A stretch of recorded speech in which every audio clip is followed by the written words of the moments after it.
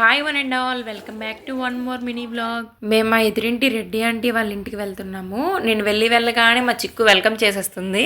Camera కనిపించిన వాళ్ళందరూ hi చెప్పుకొని బయటకు వెళ్తున్నారు. అన్నీ చెప్తున్నా బాగానే ఉంది, కానీ అసలు ఈరోజు అందరూ ఇలా మీట్ అవ్వడానికి కారణం ఏంటి అని అడుగుతారేమో. లోపలికి వెళ్ళే కొద్దీ మీకే తెలిసిపోద్ది. అక్కడ ఉండే వాటిని బట్టి మీరు కూడా కొంచెం గెస్ట్ చేసి చెప్తారని. Dance master fully energetic person మా వదిన విత్ ఇన్ 5 minutes లో నాకు గర్భ నేర్పించేసింది అక్క. చూసారా ఇల్లు మొత్తం ఎంత సందడిగా ఉందో. ఇలా అందరు తెలుగు వాళ్ళని ఒక దగ్గర చూస్తూ ఉంటే ఎంత ముచ్చటగా ఉంటుందో కదా. అసలు ఇక్కడ మా టీచర్ ఆంటీ కూడా ఉన్నారు. ఈవిడ మీకు తెలిసే ఉంటుంది, ఎందుకంటే ఆల్రెడీ కస్తూరి రంగరంగ అనే సాంగ్ పాడారు. మన యూట్యూబ్ ఛానల్లో ఉంది ఆ సాంగ్. ఒకసారి ఎవరైనా చూడాలి అంటే చూడండి. ఈ బాబు మా డాన్స్ మాస్టర్ శాంతి అక్క వాళ్ళ బాబు. ఇప్పుడు శాంతి అక్క ఫుడ్ ఐటమ్స్ గురించి చిన్న కామెంటరీ ఇస్తారు. ఇవి puri from Shanti Kumar and family. And ఇవి బజ్జీలు ఆశా గుంటి ఆశా ప్రదీప్. అండ్ ఇది కలగూర ఆలు మటర్ విత్ టమాటర్. ఎవరు with family? Latha Sekhar and family. And ఇవి అప్పడాలు.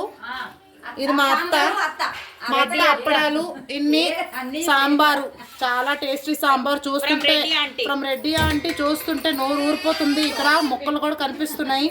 ఇలాగే వచ్చేసి ఇదేంటంటే ఇది కీరు పరమానం. మరి మా ఆసత్త చేసింది మా గురించి. చాలా బాగా కనిపిస్తున్నాయి. జీడిగుడ్లు చాలా ఎక్కువగా కనిపిస్తున్నాయి. ఇక్కడ పులిహోర. ఇక్కడ మా వాణి బాబీ గారు నాన్న, మా బాబీ వాళ్ళ అత్తగారు, మా అమ్మ చేశారు. చాలా బాగా కలర్ వచ్చింది, ఎల్లోయిష్ గా చాలా బాగుంది. నెక్స్ట్ ఇక్కడ వచ్చేసి వైట్ రైస్. ఇది మన యూట్యూబర్ ఛానల్ ఉషామణి గారు చేశారు. ఇప్పుడు తీస్తున్న ఉషామణి గారు చాలా వైట్గా ఉంది, అది చాలా బాగుంది ఇక్కడ రైస్. నెక్స్ట్ వచ్చేసి ఇక్కడ కలగూర మా ధనక్క, మా ఎదురింటి అక్క మా ధనక్క చేశారు. చాలా బాగుంది. నారాయణ మామ గారు కోపం అంతా దీనిపైనే చూపించినట్టు చూపించారు.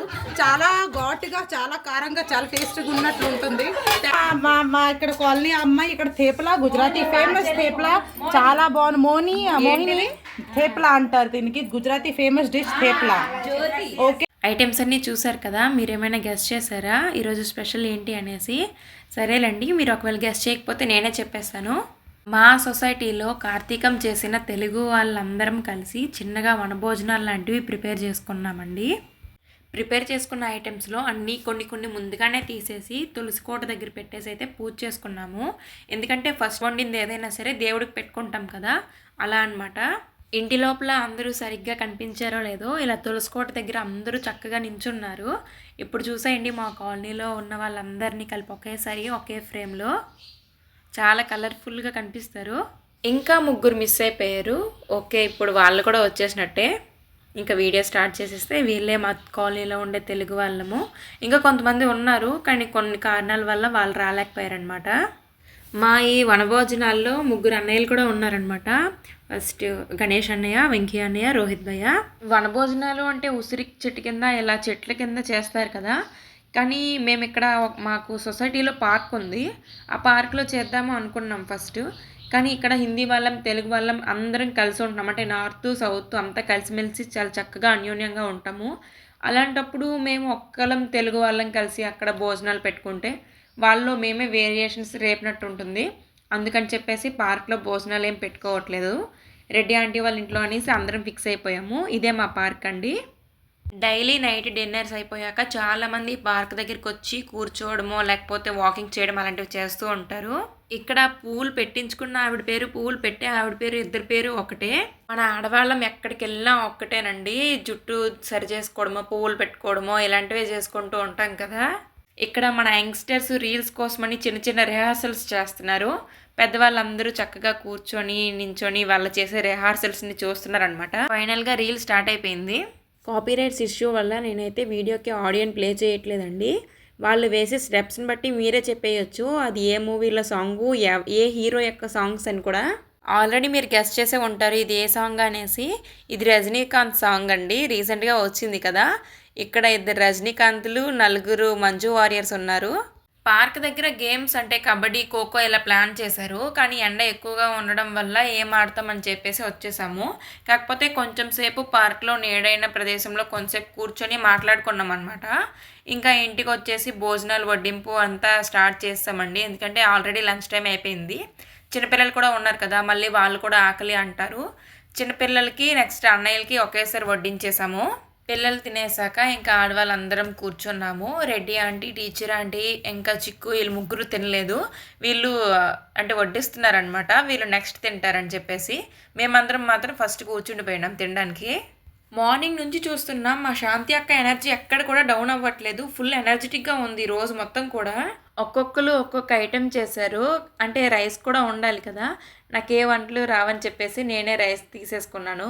రైస్ వండుతున్నానని మాటే తప్పించి అది ఎంత వండాలి అనేది కూడా ఒకళ్ళు చెప్పడమే. నెక్స్ట్ వండేసిన తర్వాత వార్చడం అనేది ఉంటుంది కదా రైస్కి, దానికి కూడా మా రెడ్డి ఆంటీయే హెల్ప్ చేశారు. యాక్చువల్గా చెప్పాలి అంటే ఈ వనభోజనాలు కిందటి ఆదివారమే జరిగిపోయి ఉండాల్సింది. కానీ మా సొసైటీలో ఒకళ్ళు చనిపోవడం వల్ల మేము ఇంకా వనభోజనాల ప్రోగ్రామ్ని క్యాన్సిల్ చేసుకున్నాము. మళ్ళీ ఈరోజు ఈ ఆదివారం కుదిరింది. అందరం చాలా హ్యాపీగా ఎంజాయ్ చేసాం ఈ రోజుని. అనుకోకుండా ఈరోజు జోగినిమా టెంపుల్కి వెళ్దామనేసి అయితే సడన్గా డిసైడ్ అయ్యాము. ఎవరు వస్తున్నాం ఎవరం రాము అనేది కూడా తెలియదు. ఒక్కొక్కరు వెళ్దామా అంటే వెళ్దామనేసి రెడీ అయిపోయినాం.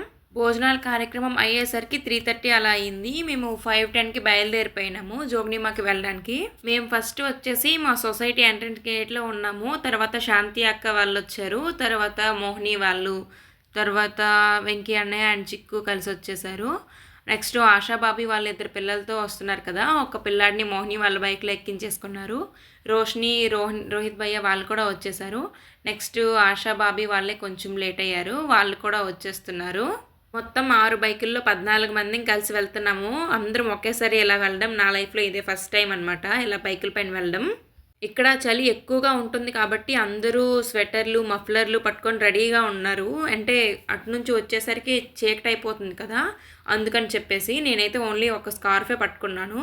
ఇంకా లేట్ చేయకుండా స్టార్ట్ అయిపోయాము. ఇలా బైక్ పైన వస్తున్న దారిలో కొన్ని దగ్గరలో ఫుల్గా ఫ్యాక్టరీసే ఉంటాయన్నమాట. అక్కడ నుంచి ఫుల్గా బ్లాక్ డస్ట్ వస్తూ ఉంటుంది. అది హెయిర్ పైన అలా పడుతూ ఉంటే హెయిర్ మొత్తం ఊడిపోతుంది. అలా అని స్కార్ఫ్ చుట్టుకుంటే మధ్య దారిలో చలి వచ్చేసింది. ఈ స్కార్ఫ్ చుట్టుకునేది అలా పనికొచ్చింది అనమాట. ఈ టెంపుల్కి వెళ్ళేటప్పుడు ఒక దగ్గర ఆప్షన్ ఉంటుంది, రైట్ నుంచి వెళ్ళొచ్చు, లెఫ్ట్ నుంచి వెళ్ళొచ్చు. ముందు మేము వెళ్ళేటప్పుడు ఏం చేసామంటే లెఫ్ట్ నుంచి ఊరు లోపల నుంచి వెళ్ళిపోయాం.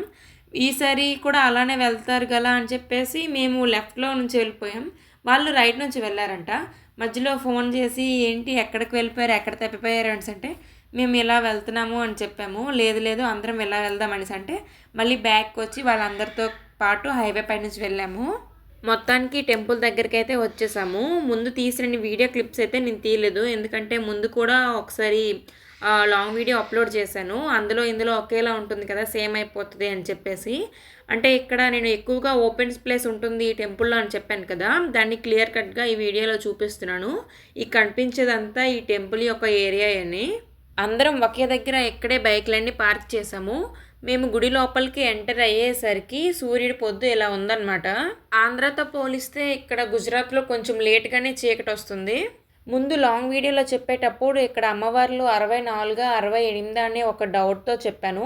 కానీ 64 అమ్మవార్లు ఉంటాయంట ఇక్కడ, నాకు ఈరోజే తెలిసింది. ముందుసారిలాగే ఈసారి వచ్చినప్పుడు కూడా కాయిన్స్ మర్చిపోయాము. రోహిత్ భయ్య 2 కాయిన్స్ ఇచ్చారు. ఇక్కడ ఉంది కదా ఈ ప్లేస్కి ఒక స్పెషాలిటీ ఉందన్నమాట. ఇక్కడ కనిపిస్తున్న గంధం పూసిన ఏరియాలో మనం ఏదైనా ఒక కోరిక కోరుకొని ఒక కాయిన్ని ఆ గంధం గోడ పైన అంటిస్తే ఆ గంధపు గోడపైన కాయిన్ అంటుకుంటే మనం కోరుకున్న కోరిక నెరవేరుతుందంట. నేను మా ఆయన 2 కాయిన్స్ అంటించాము. అతనిది అంటుకుంది, నేను అంటించిన కాయిన్ కూడా అంటుకుంది. కిందటిసారి ఇక్కడ ఒక చెరువు ఉందని చెప్పాను కదా, ఆ చెరువు పైనుంచి వీడియో తీసి చూపించాను. ఇప్పుడు ఆ చెరువు దగ్గర నుంచి వీడియో తీశానండి. ఈ చెరువులో 1, 2 కాదు, చాలా చేపలు ఉన్నాయి, చాలా పెద్ద పెద్ద చేపలు. ఇక్కడ ఉండే చేపల్ని ఎవ్వరూ తినరు, అందువల్ల అవి పెద్దగా ఉన్నాయి. గట్టు పైన కూడా చేప పిల్లలు కనిపిస్తున్నాయి, అన్ని పిల్లలు కూడా ఉన్నాయన్నమాట. చెరువు పక్కనే ఉండే ఈ రాయి పైన చిన్న చిన్న రాళ్ళుని నించోబెడుతున్నారనమాట. ఇలా రాళ్ళుని నించోబెడితే వాళ్ళు సొంతంగా తన సొంత ఇంటిని తన ఇష్ట ప్రకారం కట్టుకోవచ్చు అనేసి ఇక్కడ నమ్మకం అయితే ఉందంట. ఇక్కడ 5 రాళ్ళని కానీ లేకపోతే వాళ్ళ ఇంట్లో ఉండే వాళ్ళ సంఖ్యను బట్టి కానీ రాళ్ళని నించోబెడతారు. ఈ వదిన కూడా రాళ్ళని నించోపెట్టారు. దర్శనాలన్నీ అయిపోయాయి, ఇంటికి బయలుదేరిపోవడానికి రెడీగా ఉన్నాము. మేము నడుస్తుండగా భోజనంశాల నుంచి ఒక అతను వచ్చి భోజనం రెడీ అయ్యింది, ప్రసాదం తీసుకుని వెళ్ళండి అని అయితే చెప్పారు. దేవుని దగ్గరికి వచ్చి ప్రసాదం తీసుకోకుండా ఎలా వెళ్తాం చెప్పండి. అందుకనేసి ప్రసాదం తినేసి బయలుదేరిపోయాము. ఇది ప్రసాదాలు తిన్న తర్వాత గిన్నెలు కడగనివ్వరు మనల్ని, ఇక్కడ ఆ వాటర్లో పెట్టేయమని చెప్తారు. చాలా క్లీన్గా ఉంచారు. భోజనాలు కూడా అయిపోయాక అందరం బయలుదేరిపోయాము. చలి ఎక్కువగా ఉండడం వల్ల అందరూ మఫ్లర్లు చుట్టేశారు. నేనైతే స్కార్ఫ్ని కట్టుకున్నాను. మేము వచ్చే దారిలోనే ఇంకొక చోటు ఉందనమాట, అక్కడికి తీసుకెళ్లారు మా వాళ్ళు. ఇది నిత్యానంద్ బాబా ఆశ్రమం అంట. నేనైతే ఫస్ట్ టైం రావడం ఇక్కడికి ఇదేని, ఇంతకు ముందు కూడా ఎప్పుడు ఇక్కడికి రాలేదు. ఇక్కడికనే కాదు, ఏ బాబా ఆశ్రమానికి కూడా నేను ఇలా వెళ్ళలేదన్నమాట. ఇదిగో ఇది కనిపిస్తుంది కదా, ఇది భోజనశాల. ప్రతి ఆదివారము భోజనాలు పెడతారంట. ఈ ప్లేస్ చాలా ప్రశాంతంగా ఉంది. ఇక్కడ చాలా ఎక్కువ చెట్లు ఉన్నాయి. ప్రతి చెట్టు దగ్గర ఒక లైట్ పెట్టున్నారు. ఎదురుగా కనిపిస్తుంది కదా ఒక బిల్డింగ్ లాగా, ఆ మందిరంలోనే బాబాజీ ప్రతిమను ప్రతిష్టాపించారు. ముందుగా అందరము అక్కడికే వెళ్తున్నాము నడుచుకుంటూ. మేము వెళ్ళేసరికి బాబాజీ ప్రతిమ చుట్టూ కర్టెన్స్ అయితే కప్పేసి ఉన్నాయి. మా వాళ్ళందరూ ఏం చేశారంటే, కర్టెన్స్ కప్పేసి ఉన్నాయి కదా, పక్కన ఒక గోవర్ధన్ గిరిలా ఉంటుందన్నమాట, అక్కడికి వెళ్ళిపోయారు చూడడానికి. అక్క కూర్చోంది. ఆ అక్కకి అడిగాము ఏంటి ఎప్పుడు తెరుస్తారంటే, ఇంకో 2 నిమిషాల్లో తెరిచేస్తారని చెప్పింది. అందుకనైతే మేము వీడియో ఆన్ చేసుకుని అలాగ ఉన్నామన్నమాట. తెరిచారు. అంటే తెరిచిన తర్వాత హారతి అవి ఇచ్చేసి భజన అవన్నీ చాలు చేస్తారనమాట. అక్కడ చేసే హారతి ఇవన్నీ కూడా కెమెరాతో రికార్డ్ చేస్తున్నారు. ఈ బాబాజీ మరెవరో కాదు, ముంబైలో ఉండే నిత్యానంద్ గురూజీ. అదే గురూజీ ప్రతిమని ఇక్కడ కూడా ప్రతిష్టాపించి ఇలా సేవలు చేస్తున్నారు.